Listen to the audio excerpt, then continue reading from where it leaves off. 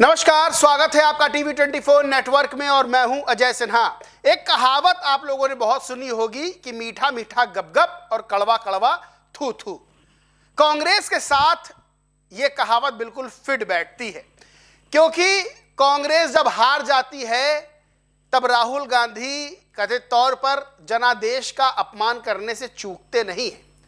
जब हारते हैं तो ईवीएम गलत हो जाती है, जब हारते हैं तो बेईमानी नजर आने लगती है और जीतते हैं तो सब ठीक।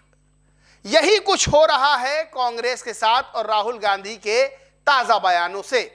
दरअसल असम में और बंगाल में कांग्रेस को बुरी तरह हार का सामना करना पड़ा तो राहुल गांधी कहने लगे कि भैया बेईमानी हुई है।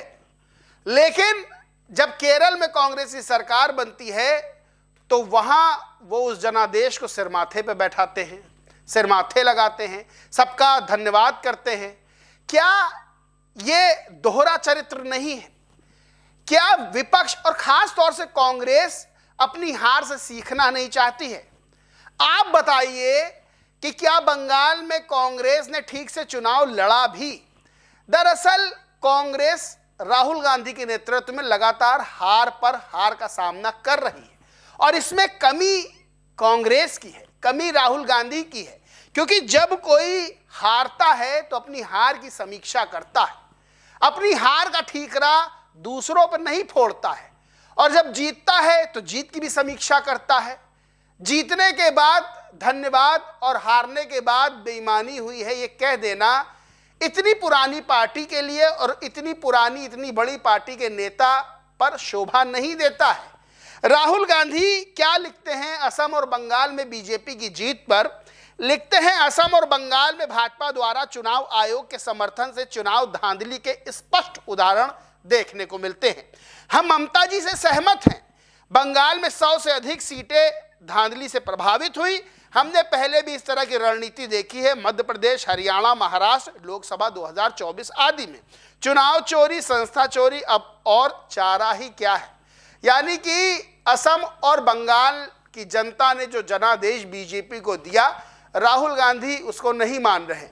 राहुल गांधी कह रहे हैं चोरी हो गई है और 100 सीटों से ज्यादा पर चोरी कर ली गई है और चोरी का नतीजा है कि बीजेपी जीत गई। अब केरल के लिए राहुल गांधी क्या ट्वीट करते हैं?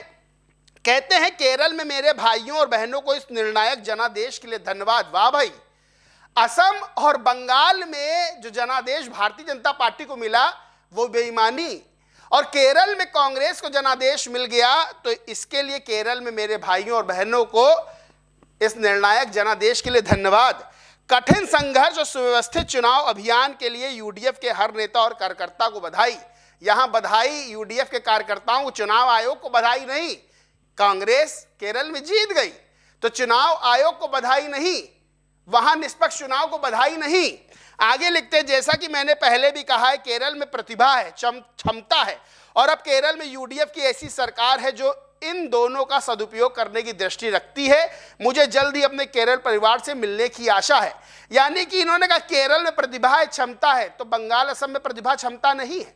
वहां के लोगों में क्या समझ नहीं है वोट डालने की, या फिर वहां सीधे सीधे वहां के जनादेश को नकार देना, कह देना नहीं भैया वहां चुनाव आयोग की वजह से भारतीय जनता पार्टी जीती है। लेकिन केरल में प्रतिभा है, केरल में क्षमता है, इसलिए वहां के भाई बहनों को, वहां के दिए गए निर्णायक जनादेश को धन्यवाद। क्या राहुल गांधी इस तरह से चुनाव जीतेंगे? क्या राहुल गांधी की बातें जनता को समझ में नहीं आती हैं? क्या राहुल गांधी की बातें कांग्रेस कार्यकर्ताओं को समझ में नहीं आती हैं? जीत हार लगी रहती है चुनाव में, कोई जीतता है कोई हारता है। 2011 से ममता बनर्जी पश्चिम बंगाल की सत्ता में थी, कई मुद्दे उनके खिलाफ थे, एंटी इनकम्बेंसी फैक्टर था, हिंदुओं का वोट एक तरफ बीजेपी को गया, ममता बनर्जी हार गई। असम में शुरू से सबको लग रहा था हिमंता बिस्वा शर्मा एक तरफा जीतते हुए नजर आ रहे, भारतीय जनता पार्टी एक तरफा जीतते हुए नजर आ रही है। रिजल्ट में वो तब्दील हुआ, सबको दिखता है। चुनाव से पहले, चुनाव के दौरान दिखने लगता है, पता चलने लगता है क्या हवा चल रही है।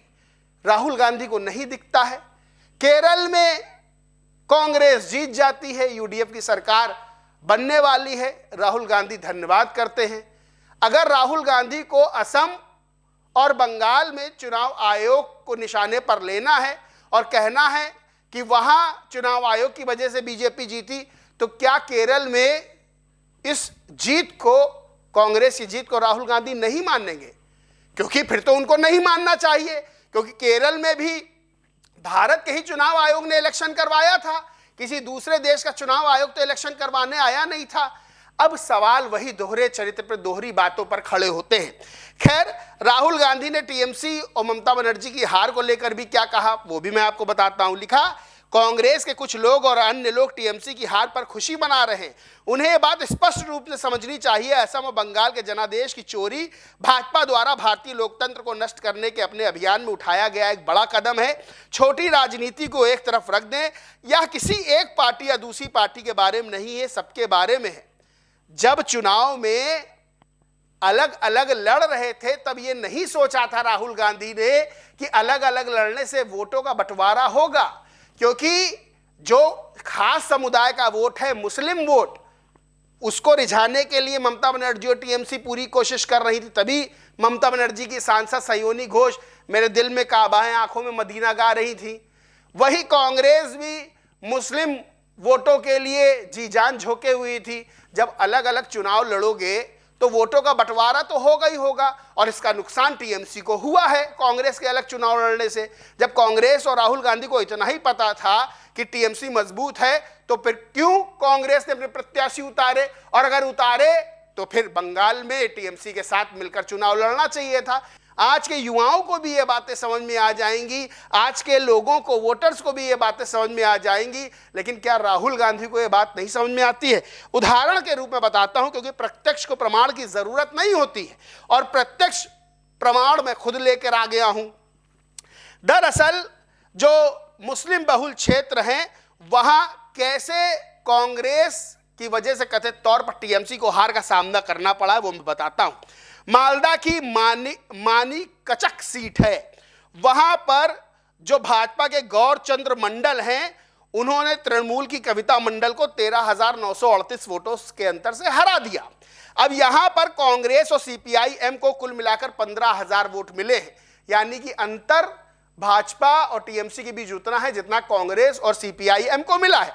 अब दूसरा उदाहरण देते हैं, लेकिन उससे पहले बताते हैं कि 2021 में गौर चंद्र मंडल को टीएमसी की सावित्री मित्रा ने 33,000 वोटों से लगभग हराया था। अब दूसरा उदाहरण मुर्शिदाबाद के जंगीपुर सीट। अब जंगीपुर सीट मुस्लिम बहुल इलाका है, यहां टीएमसी की मौजूदा विधायक और 2026 में जो उम्मीदवार थे जाकिर हुसैन, उनको भाजपा की चित्ता मुखर्जी से 10,542 वोटों से हार का सामना करना पड़ा। यहां टीएमसी 10,000 वोटों से लगभग हार गई भाजपा से, और यहां कांग्रेस को 31,000 से ज्यादा वोट मिले हैं।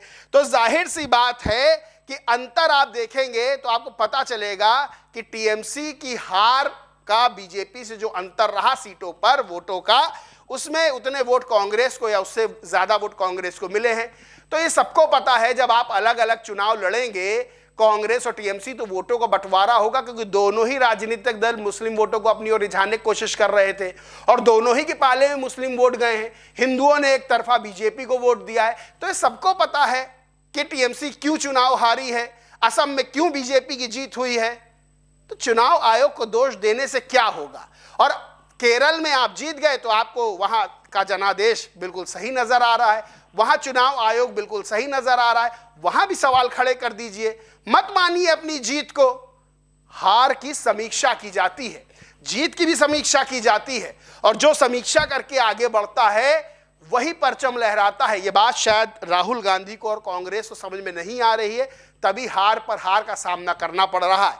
इस पूरे मामले में आप क्या सोचते मानते, कमेंट करके जरूर बताएं। वीडियो अच्छा लगा तो लाइक करें, शेयर करें, और चैनल को सब्सक्राइब नहीं किया तो सब्सक्राइब करके बेल आइकन जरूर दबा लें। धन्यवाद।